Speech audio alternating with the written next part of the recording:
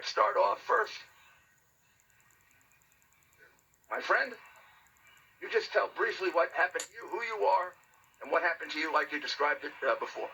I am Daryl Brooks. I'm in Philadelphia. Okay. Take your mask off. Okay, take it off. All right. Daryl Brooks, Philadelphia resident. Here for about 2 years. I come out here to support our president, and this is one of the reasons why I wanted to be on the go to the poll to watch. A lot of us were excited about the president winning a second term. And a lot of individuals, African Americans in Philadelphia, were, especially men, were talking about the 401k plan and how they were excited because their finances. So when I go to the poll, it was basically they put us at 20 feet away.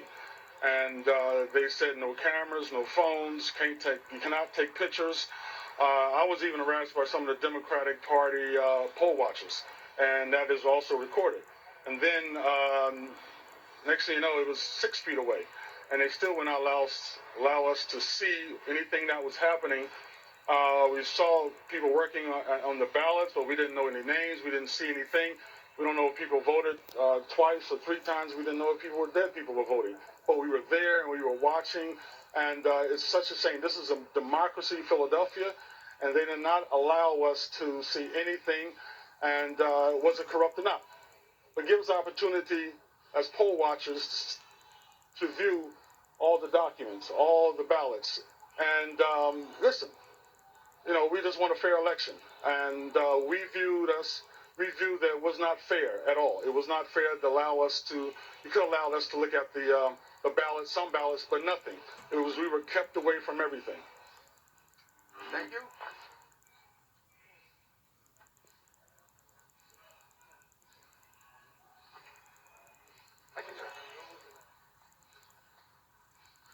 Hello, I'm Matt Silver.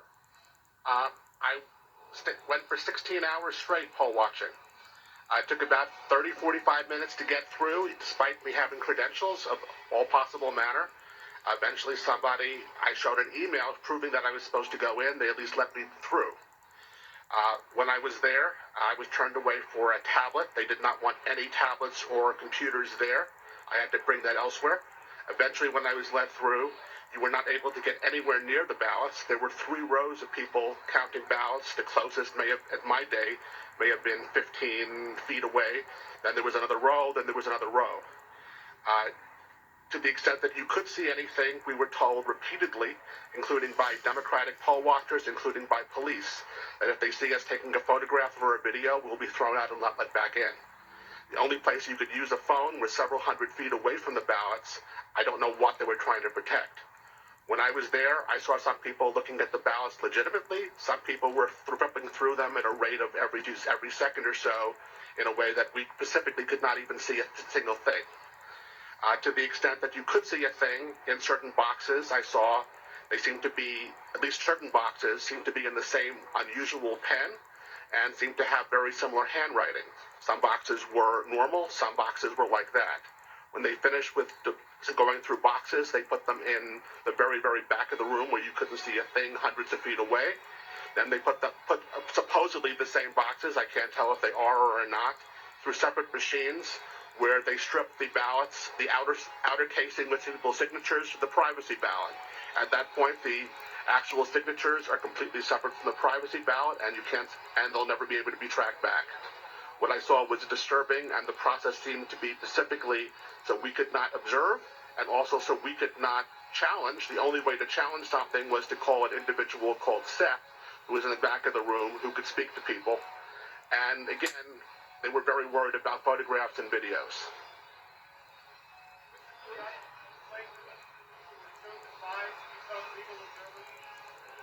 How were you chosen? I was asked both by my local ward and the Republican National Lawyers Association. I responded to both. I was willing to do so. There was some type of vetting process, including my bar number and I guess my credentials, and then I was accepted. And you're an attorney, right? I am an attorney. Where did you file a complaint? All this behavior happening. Who did you go to? I asked the individuals in the group who were the most senior, and again, We'll take questions later. When you moved 6 feet closer, as far as you knew, was that as based on a court order? I assume it was a court order. In no case was I closer than 15 feet to anyone counting. Did they move 6 feet further away? The closest row from me was 15, 20 feet away. Then there was another row 15, 20 feet beyond that counting, then another 15, 20 beyond that. The only thing I could see at all was the row closest to me. Okay. And again, how were you selected? Selected by the Philadelphia Republican Party. And credentialed by them? Yes. Okay, thank you. And we'll have one. Lizette, would you speak for the other group that were not allowed access, which is another category? Would you mind? Not at all, thank you. See if I can get this down a little. I'll stay on my toes. Hold you. Good morning, thanks for being here. I'm Lisette Tarragano. I'm a longtime resident of Philadelphia. T as in Thomas, Arragano. You're welcome. I am a longtime resident of Philadelphia, although not native.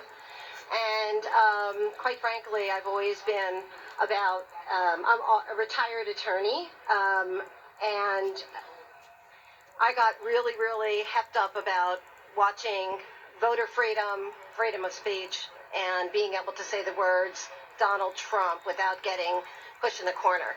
And when I really got excited about being asked to observe ballots was when I felt that my way of life is being put in jeopardy. The American way of life being put down for things I say, who I like, and it's not fair. I'm the child and granddaughter of both Holocaust victims and survivors, and I'm the daughter of a World War II veteran and who fought for and or ran away from horrible, horrible times where people are repressed and sent away. And what I noticed when I was brought in to be a poll watcher, I was never brought in, actually. I never got past the first identification stage. They kept saying that mine, as well as 5 or 6 other Republicans, their names hadn't been entered into the system. And after the first time it happened, the second time it happened, I had no second thoughts about it being a problem, more that somebody failed to finger us into the computer system. But after a while, what I witnessed, and I said to Mr. Giuliani before, in a morbid curiosity, staring at, I felt insidious fraud going on. I felt that we were kept away from doing our civil duty. That was everybody on both parties should be upset about. This is horrible. We're being restricted. We're being restrained. And I see this nothing as the insidious nature of the Philadelphia and Pennsylvania governments who are keeping us away from doing what we were meant to do. Thank you. Thank you. Was that the other 1, 2, 3? Are here with me today. The other 3 here are also poll watchers who were deprived of their opportunity to even go into the room. I could have brought, I'm getting a list now to count them, I could have brought about 50 with me, but I didn't do it for 2 reasons. 50 is too many. Number 2, they're afraid. They're afraid of being publicly identified. They're willing to testify in court. They're afraid there'll be repercussions against them because one of the people that did speak on television has already had threats. Jeremy Mercer, who was in charge, has already given a statement twice, both here in Philadelphia, the day after the election, I believe, and then he was interviewed on television. Jeremy will basically corroborate the statements that were given about the fact that he was there for 21 hours and then again for another couple of hours. He believes about 300,000 ballots went through. He was unable to see any of them. He requested an opportunity to do so numerous times. Then they went to court. They got an order that they could be 6 feet closer. They were put 6 feet closer, and the tables they were observing were put at least 6 feet further away, or the people moved to tables that were further in the back. The other witnesses who we've interviewed, and we've interviewed about half of the 50, all corroborate to a T exactly what you see here, that they thought they were going to show up to do an inspection. Some of them had inspected absentee ballots before. where you're shown the ballot. The Republican is shown the ballot. The Democrat is shown the ballot. Neither objects, you put it in. If either objects, you put it aside for discussion later. Nothing like that happened here at all. This is a gross miscarriage of the process that would assure that these ballots are not fraudulent. It's a fraud, an absolute fraud. I mean, you can't just submit these ballots and not have them checked. They're highly suspect ballots, mail-in ballots.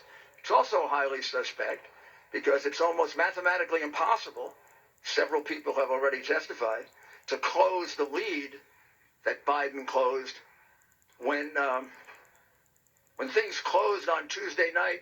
President Trump was ahead by almost 800,000 votes. And it took a couple of days to be able to produce enough ballots to bring it down. Now, could some of those ballots have been manufactured in advance by the Democrat machine of Philadelphia? It wouldn't be the first time they did it. And then exactly why didn't they want the ballots inspected if the ballots are legitimate? It seemed to me, knowing the suspicion that would exist on a political machine like this, with the reputation that it has, you would go to the extra extent to be transparent. Instead, they went to an extra extent to be secretive, as did the Democrat Party in pretty much the cities they control as a machine like this one. Because although we don't have as many complaints yet, we've got about 12 in Atlanta, we've got about 15 in Detroit, we've got about 20 more in the rest of Michigan. I would say in at least 10 states now, we have complaints almost exactly like this.